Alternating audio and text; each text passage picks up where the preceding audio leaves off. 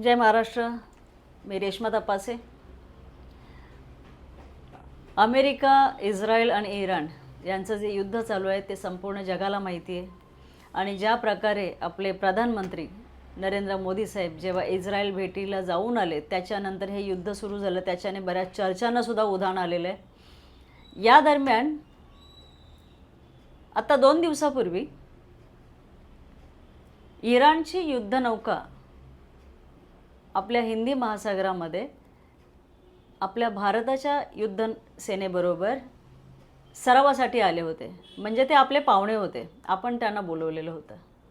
ते आपले पाहुणे होते आणि ते जेव्हा परतत होते त्यावेळेला अमेरिकेकडनं त्या युद्धनौकेवरती हल्ला करण्यात आला, ती युद्धनौका बुडवण्यात आली आणि आपल्या भारताकडनं त्यांना कोणतीही मदत गेली नाही. त्यांना मदत कोणी केली तर श्रीलंकेने केली. श्रीलंकेने त्यांचे काही जवान वाचवले, पण आपल्याकडनं कुठलंही यावरती अमेरिकेसाठी स्टेटमेंट आलं नाही. आपल्या भारत सरकारकडनं, आपल्या पंतप्रधानाकडनं या गोष्टीचा निषेध करण्यात नाही आला. म्हणजे आपल्याकडनं काय झालं की आपण पाहुण्याच्या पाठीत सुरा खोपसला अशी एक आपली ओळख झाली. मला प्रश्न पडला आहे की याच्यावरती आपले प्रधानमंत्री जे आहेत, पंतप्रधान नरेंद्र मोदी साहेब, हे या गोष्टीवरती एक शब्दसुद्धा का काढत नाहीत. कारण जेव्हा इंडिया पाकिस्तानमध्ये जेव्हा वॉर चालू होतं, ऑपरेशन सिंदूर आठवतं आहे ना सगळ्यांना, त्यावेळेला अमेरिकेचे राष्ट्राध्यक्ष ट्रम्प यांनी सांगितलं की मी सांगितलं की हे युद्ध थांबवा आणि भारताने ते युद्ध थांबवलं.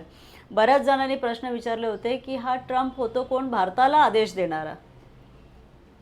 त्यावरही मोदीजींनी मौन बाळगलं. आणि आत्ता जी लेटेस्ट बातमी आहे याच्यामध्ये अमेरिकेचा वित्तमंत्री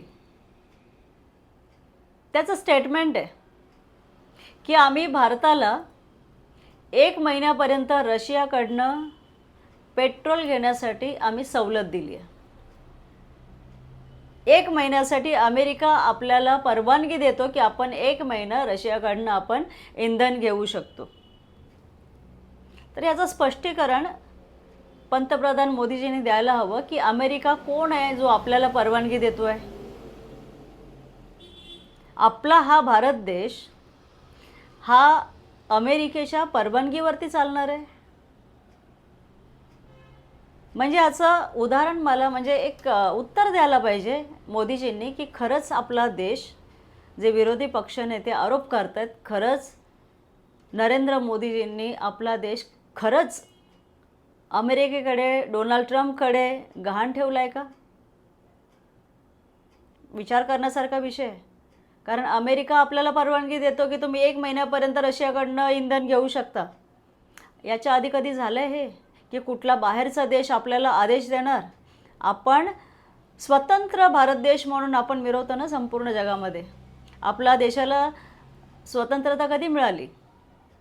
1947 साली. आणि त्यानंतर आत्ता 2026मध्ये अमेरिकेचे राष्ट्राध्यक्ष आपल्याला परवानगी देणार, अमेरिका आपल्याला परवानगी देणार. याचा अर्थ काय? आपण गुलामगिरीकडे वळतोय का? याचा विचार आपण सगळ्यांनी केला पाहिजे. आणि जे भक्त बनून फिरतायत ना, मोदी है तो मुमकिन आहे, तर खरंच मोदी आहे तर मुमकिन आहे. कारण मोदीने भारताला खरंच अमेरिकेकडे झुकवलं आहे, सरेंडर केलेलं आहे.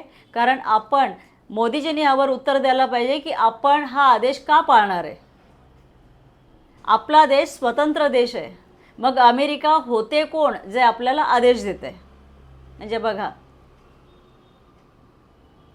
म्हणजे इतक्या वर्षात जे झालं नाही, आत्तापर्यंत जितके पंतप्रधान आपल्या देशाचे झाले त्या कुणालाही आत्तापर्यंत अमेरिकेने कुठला आदेश किंवा कुठली परवानगी दिली नव्हती. आणि आपण कधी कुणाची मागितली नाही. तेवढी हिंमत अमेरिकेची कधी झाली नव्हती. पण ती हिंमत या वेळेला झालेली आहे. ती म्हणजे भाजपचे पंतप्रधान, मी भाजपचेच म्हणेन, यांनी देश विकायला काढलं आहे, आपल्या देशाला गुलाम केलं आहे, सरळ सरळ आपल्या देशाला सरेंडर केलेलं आहे. सगळ्या बाजूने आपल्या देशाची छीतू होती आहे.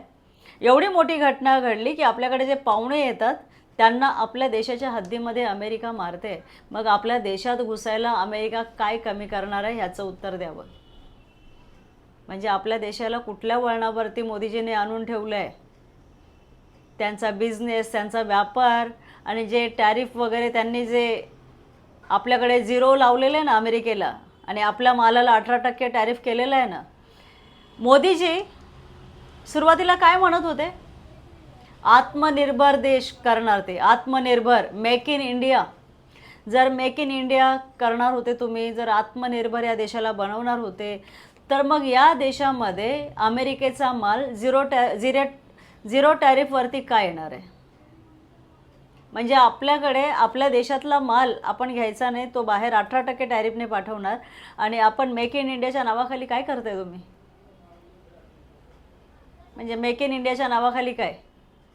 फक्त अडाणी अडाणी अंबानी हे फक्त तुम्ही करत राहणार आहे. आपल्या देशाचे उद्योगधंदे, आपल्या देशाचा ज्या जागा आहेत, जमिनी आहेत, शेतकऱ्यांना जे आता आपल्याकडे मोठा कोणता रस्ता, तो जो सगळ्यात मोठा रस्ता बनतोय, जिकडे सांगली, कोल्हापूर या ठिकाणी सगळीकडे शेतकरी आंदोलन करतायत. शक्तिपीठ नाव पण असं दिलं आहे, शक्तिपीठ महामार्ग. म्हणजे आपल्याला वाटलं पाहिजे की कुठल्या तरी श्रद्धेचं स्थान बनतंय तिकडे. शक्तिपीठ महामार्गाचं जे चालू आहे, शेतकऱ्यांच्या जमिनी बळकवणं वगैरे, हे काय चालू आहे? म्हणजे अशा प्रकारे तुम्ही देश चालवताय. तुम्ही इथल्या लोकांच्या, भारत देशाच्या लोकांच्या मुळावर उठलेले आहेत. इथे इतक्या समस्या आहेत, त्या सगळ्या बाजूला ठेवून मोदीजी तुम्ही इतक्या वर्षांमध्ये एकदाही पत्रकारांच्या प्रश्नाला उत्तर दिलेलं नाही किंवा पत्रकार परिषद घेतलेली नाही. तुम्ही घ्या आणि ह्या सगळ्या प्रश्नांची उत्तरं द्या. देशाला हवी आहेत की हा अमेरिका कोण आहे जो भारताला आदेश देतोय? तुम्ही तर रेकॉर्ड मोडला हो भारताचा. आत्तापर्यंत जेवढे पंतप्रधान होऊन गेले ना सगळ्यांच्या बाबतीतलं, आणि तुम्ही संसदेमध्ये तोंड लपवताय. हा असा पंतप्रधान, उत्तर द्यावं लागतं म्हणून तुम्ही संसदेमध्ये येणं बंद केलं आहे. सगळ्यात मोठी लाजिरवाणी गोष्ट आहे. आणि आपल्या देशातल्या जेवढे नागरिक आहेत त्यांनी जागरूकतेने ह्या विषयाकडे बघितलं पाहिजे, प्रश्न विचारले पाहिजेत. ह्या भाजपला, ह्या RSSला, मोहन भागवतला, ह्या सगळ्यांना प्रश्न विचारले पाहिजेत की हा मोदी आणि अमित शाह ह्या दोन गुजराती जोडगोळीने आपला देश विकायला काढलाय, हे RSSला पाहिजे का? याच्या आधीही संघातून बरेच माफीवीर होऊन गेलेले आहेत, ज्यांनी आपल्या देशाची इज्जत बाजूला ठेवली आणि शरणागती पत्करली, त्यांच्याकडनं पेन्शन घेतलेली आहे. त्याच्यामध्ये मोदी, आता मोदीने शरणागती पत्करलेली आहे. अडाणीच्या नावाखाली मोदीजी तर कर्जबाजारी नाही आहेत ना अमेरिकेकडे. कुठल्या बाबतीत सरेंडर केलेलं आहे? कुठल्या विषयाला घेऊन त्यांनी तिकडे नाचगाणं केलेलं आहे? आणि डोनाल्ड ट्रम्प आणि मोदींचं असं काय नातं आहे की ते ट्रम्पच्या पुढ्यात एक शब्द बोलायला तयार नाही आहेत? आपल्या देशाची प्रतिमा पूर्ण मलिन झाली आहे, तरी एक शब्द ते काढत नाही आहेत. म्हणजे डोनाल्ड ट्रम्प सांगणार की नाही आता युद्ध थांबवा. मी सांगितलं, जगासमोर त्यांनी येऊन सांगितलं, जगातल्या मीडियासमोर येऊन सांगितलं की मी भारताला आदेश दिले की तुम्ही ऑपरेशन सिंदूर थांबवा, हे युद्ध थांबवा, म्हणून भारताने हे युद्ध थांबवलं. आपण खरंच गुलाम झालो आहे की काय? खरंच आपण गुलाम झालो आहे? ज्या प्रकारे कंगना राणावत बोलली होती की आपला देश आपण 2014च्या नंतर स्वतंत्र झालं. नाही, कंगना राणावत बरोबर होते, आपण अजून स्वतंत्र झालोच नाही. आपण झालो होतो 1947 साली. पण जेव्हापासून नरेंद्र मोदी, अमित शाह जेव्हापासून या देशाच्या मेन पदावरती आले ना, तेव्हापासून पुन्हा एकदा ह्या देशाला गुलामगिरीमध्ये झोकत चाललेले आहेत.